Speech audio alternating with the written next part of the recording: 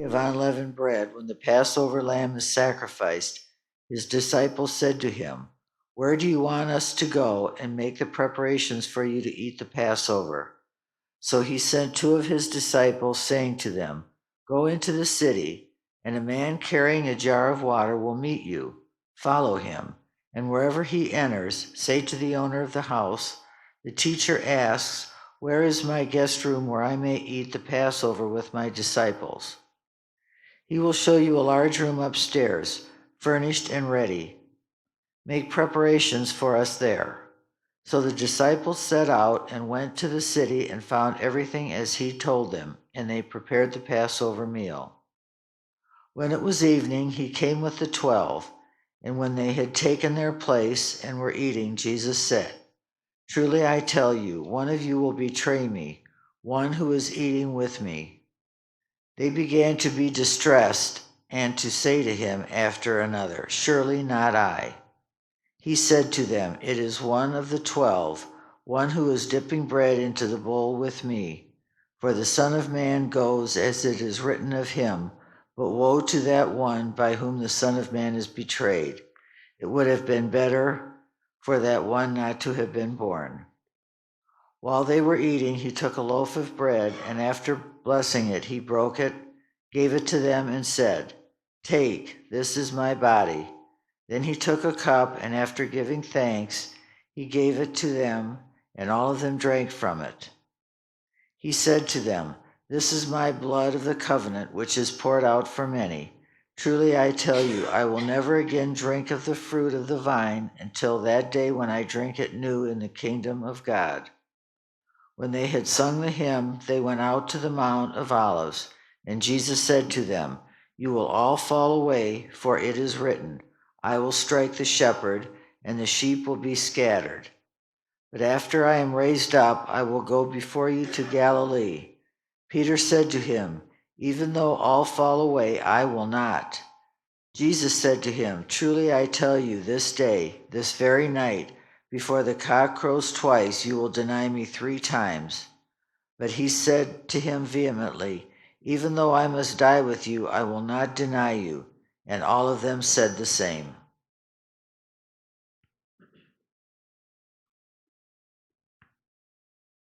They went to a place called Gethsemane, and he said to his disciples, "Sit here while I pray."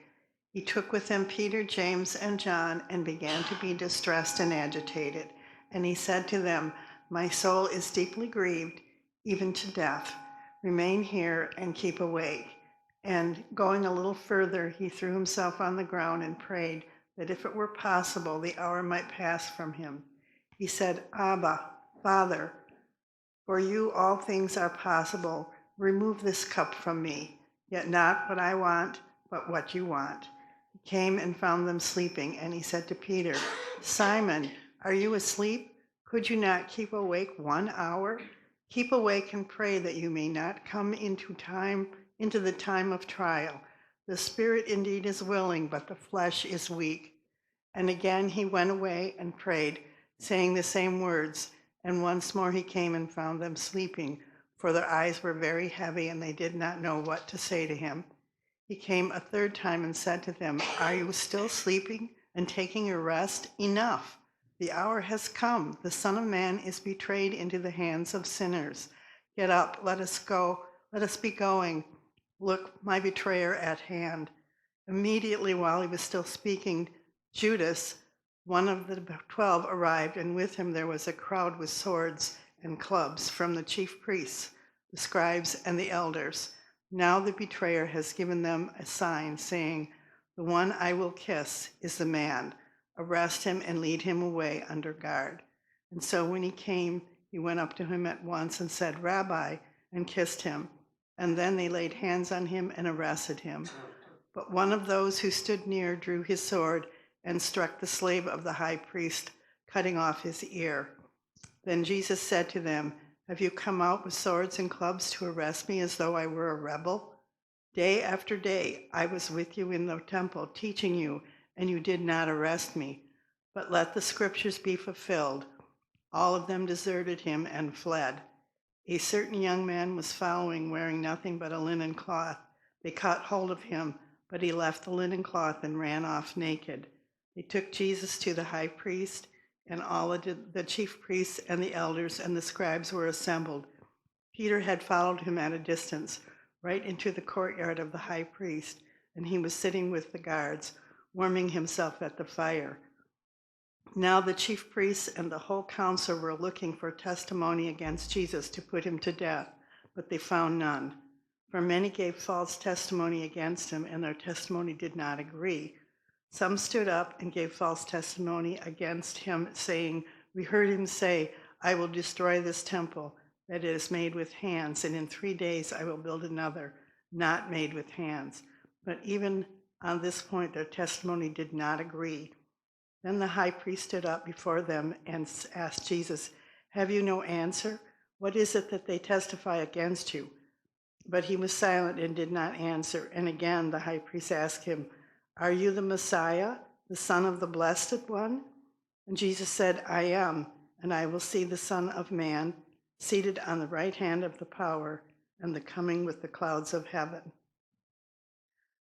Then the high priest tore his clothes and said, 'Why do we still need witnesses? You have heard him blasphemy. What is your decision?' All of them condemned him as a deserving death, and some began to spit on him, to blindfold him, and to strike him, saying to him, 'Prophesy.' The guards also took him and beat him. While Peter was below in the courtyard, one of the female servants of the high priest came by. When she saw Peter warming himself, she stared at him and said, You also were with him, Jesus, the man from Nazareth.' But he denied it, saying, 'I do not know or understand what you are talking about.' And he went out into the forecourt. Then the cock crowed, and the female servant, on seeing him, began again to say to the bystanders, 'This man is one of them.' But again he denied it. And then after a little while, the bystanders again said to Peter, 'Certainly you are one of them, for you are Galilean, and you talk like one.' But he began to curse, and he swore on an oath, 'I did not know this man you are talking about.' And the moment the cock crowed for the second time, then Peter remembered that Jesus had said to him, 'Before the cock crows twice, you will deny me 3 times.' And he broke down and wept." This is from verse 15 to 47. As soon as it was morning, the chief priests held a consultation with the elders and scribes and the whole council. They bound Jesus, led him away, and handed him over to Pilate. Pilate asked him, "Are you the king of the Jews?" He answered him, "You say so." Then the chief priests accused him of many things. Pilate asked him again, "Have you no answer? See how many charges they bring against you." But Jesus made no further reply, so that Pilate was amazed. Now at the festival, he used to release a prisoner for them, anyone for whom they asked. Now a man called Barabbas was in prison with the insurrectionists who had committed murder during the insurrection. So the crowd came and began to ask Pilate to do for them according to his custom. Then he answered them, "Do you want me to release you for the king of the Jews?" For he realized that it was out of jealousy that the chief priest had handed him over. But the chief priest stirred up the crowd to have him release Barabbas for them instead. Pilate spoke to them again. "Then what do you wish me to do with the man you call King of the Jews?" They shouted back, "Crucify him." Pilate asked them, "Why? What evil has he done?" But they shouted all the more, "Crucify him." So Pilate wished to satisfy the crowd, released Barabbas for them, and after flogging Jesus, he handed him over to be crucified. Then the soldiers led him into the court of the palace, that is, the governor's headquarters, and they called together the whole cohort, and they clothed him in a purple cloth, and after twisting some thorns into a crown, they put it on him, and they began saluting him. "Hail, King of the Jews!" They struck to him They struck his head with a reed, spat upon him, and knelt down in homage to him. After mocking him, they stripped him of the purple cloth and put his own clothes on him. Then they led him out to crucify him. They compelled a passerby who was coming in from the country to carry his cross. It was Simon of Cyrene, the father of Alexander and Rufus. Then they brought Jesus to the place called Galatham, which means place of a skull. And they offered him wine mixed with myrrh, but he did not take it. And they crucified him and divided his clothes among them, casting lots to decide which each should take. It was 9 o'clock in the morning when they crucified him. The inscription of the charge against him read, "The King of the Jews," and with him they crucified two rebels, one on his right and one on his left. Those who passed, they derided him, shaking their heads and saying, "Ah, you who would destroy the temple and build it in 3 days, save yourself and come down from the cross." In the same way, the chief priests, along with the scribes, were also mocking him among themselves and saying, "He saved others. He cannot save himself. Let the Messiah, the King of Israel, come down from the cross now, so we may see and believe." Those who were crucified with him also taunted him. When it was noon, the darkness came over the whole land until 3 p.m. At 3 o'clock, Jesus cried out with a loud voice, "Oliah, Oliah," thank you, which seems, my God, why have you forsaken me?" When some of the bystanders heard it, they said, "Listen, he is calling to Elijah." And someone ran and filled a sponge with sour wine, put it on a stick, and gave it to him to drink, saying, "Wait, let us see whether Elijah will come to take him down." Then Jesus gave a loud cry and breathed his last, and the curtain of the temple was torn in two from top to bottom. Now when the centurion who stood facing him saw that it was his way he breathed his last, he said, "Truly this man was God's son." There were also women looking from a distance. Among them were Mary Magdalene and Mary, the mother of James the younger, and of Joseph and Salome, who followed him when he was in Galilee and ministered to him. And there were many other women who had come up with him to Jerusalem. When evening had come, and since it was the day of the preparation, that is, the day before the Sabbath, Joseph of Arimathea, a respected member of the council, who was also himself waiting expectantly for the kingdom of God, went boldly to Pilate and asked for the body of Jesus. Then Pilate wondered if he were already dead, and summoning the centurion, he asked him whether he had been dead for some time. When he learned from the centurion that he was dead, he granted the body to Joseph. Then Joseph bought a linen cloth, and taking down the body, wrapped it in a linen cloth and laid it in the tomb that had been hewn out of rock. He then rolled a stone against the door of the tomb. Mary Magdalene and Mary, the mother of Joseph, saw where the body was laid.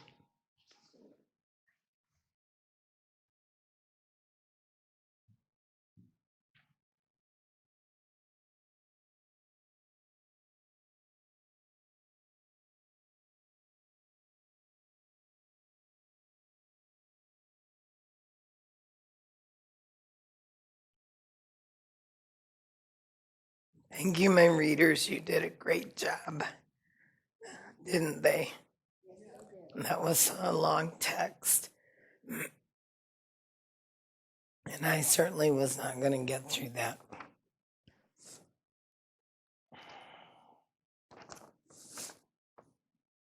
So,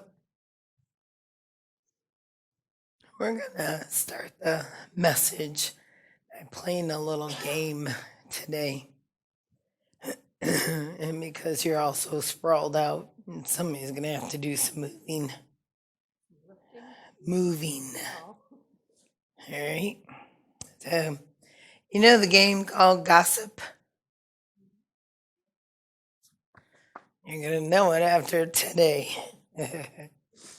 So this that's going to work. I have some pre-selected lines here. And so Barbara's going to start the first one for us. So I'm going to give her a card with a line on it. Then Barb has to whisper it to the next person. And the next person passes it around. And I think we should do this whole row here. And then when we get to the back, after it's been whispered, we're going to see what the sentence it started to hear in one way, what it sounds like when we get to the other end.